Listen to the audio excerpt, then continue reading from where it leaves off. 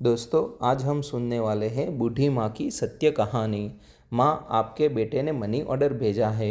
अम्मा को देखकर पोस्टमैन बाबू ने अपनी साइकिल रोक दी। जब वह अपना चश्मा उतार रहा था, उसे अपनी गोद से साफ कर रहा था और फिर से लगा रहा था, तो अचानक अम्मा की बूढ़ी आंखें चमक उठी। बेटा, पहले मुझे बात करने दो, बस फ़ोन उठाओ। अम्मा ने आशा भरी निगाहों से उसकी ओर देखा, लेकिन वह अम्मा से बेचने की कोशिश करने लगा। अम्मा, मेरे पास इतना समय नहीं है। मैं आपको हर समय आपके बेटे से बात करवा सकता हूँ। डाकिये ने अम्मा को जल्दी आने को कहा, लेकिन अम्मा इस पर चिल्लाने लगी। बेटा, एक बार बात कर लूँ? अम्मा, ठीक है, इस बार मैं तुमसे बात कर लूँ, पर तुम हर बार मुझसे बात करने की जिद मत करना। यह कहते हुए डाकिया ने अम्मा के हाथ में पैसे देने से पहले उनके मोबाइल पर नंबर डायल करना शुरू कर लिया। लो अम्मा, बात करो, पर ज़्यादा मत बोलो, पैसे कट रहे हैं। उसने अपना मोबाइल फ़ोन अम्मा को दे दिया। उसके झुर्रियों वाले चेहरे पर मुस्कान आ गई। अम्मा ने अपने बेटे से बात की और मोबाइल डाकिये को लौटा दिया। ये लो, ये 1,000 रुपये है। अम्मा, यह कहकर डाकिया ने अम्मा को 10 100 रुपये का नोट दिया। हाथ में पैसे गिनते हुए अम्मा ने उसे रुकने का इशारा किया। अब क्या हुआ अम्मा? ये 100 रुपये रख लो बेटा। क्यों अम्मा? उसने आश्चर्य व्यक्त किया। हर महीने पैसे पहुंचाने के अलावा आप मेरे बेटे से भी बात करवाते हो, कुछ खर्च तो हो ही जाता होगा ना? अरे नहीं अम्मा, छोड़ो इसे। मालिक मना करता रहा, लेकिन अम्मा ने ज़बरदस्ती उसकी मुट्ठी में 100 रुपये रख दिए और वह वापस जाने लगा। अम्मा, डाकिया बहुत सारे आशीर्वाद देने के बाद वह उसके घर के अंदर चली गई। डाकिया कुछ कदम आगे बढ़ा ही था कि किसी ने उसके कंधे पर हाथ रख दिया। जब उसने पीछे मुड़कर देखा तो उसे उस कस्बे में एक जाना पहचाना चेहरा सामने खड़ा दिखाई दिया। वह अपने सामने मोबाइल फ़ोन की दुकान चलाने वाले राम प्रवेश को देखकर आश्चर्यचकित रह गया। भैया, आप कहाँ से हो? आप अभी तक अपनी दुकान पर नहीं गए?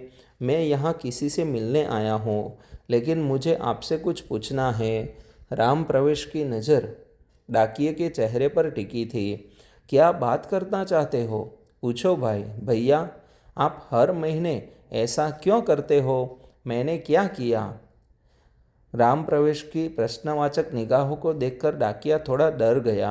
आप भी हर महीने अपनी जेब से पैसे देकर इस आंटी को देते हो और मेरी उनसे बात करवाते हो। मुझे भी उनका बेटा समझकर उनसे फ़ोन पर बात करवाने के लिए पैसे देते हो, ऐसा क्यों? राम प्रवेश का सवाल सुनकर डाकिया एक पल के लिए स्तब्ध हो गया। ऐसा लगा जैसे वह अचानक एक बड़े झूठ में पकड़ा गया हो, लेकिन अगले ही पल उसने उसका खुलासा कर दिया। मैं उन्हें पैसे नहीं देता, मैं अपनी माँ को देता हूँ। मैं नहीं समझता। राम प्रवेश को डाकिये की बात सुनकर आश्चर्य हुआ, लेकिन डाकिये ने बताना जरूर जारी रखा। उसका बेटा कहीं बाहर पैसा कमाने गया हुआ था और हर महीने वह अपनी माँ को 1,000 रुपये का मनी ऑर्डर भेजता था। लेकिन एक दिन मनी ऑर्डर की जगह माँ के नाम उसके बेटे का दोस्त का पत्र आया। डाकिया की बातें सुनकर राम प्रवेश उत्सुक हो गया।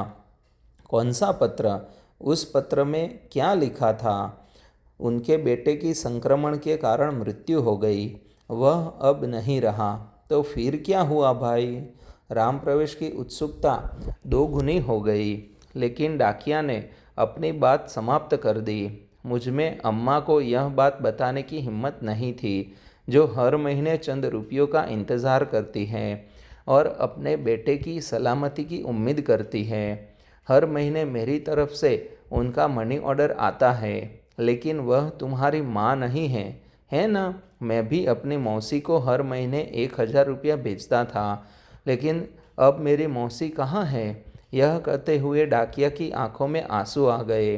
राम प्रवेश, जो हर महीने उससे पैसे लेता था और अम्मा से बेटे की तरह बात करता था, एक अजनबी अम्मा के प्रति डाकिये का आध्यात्मिक प्रेम देखकर अवाक रह गया।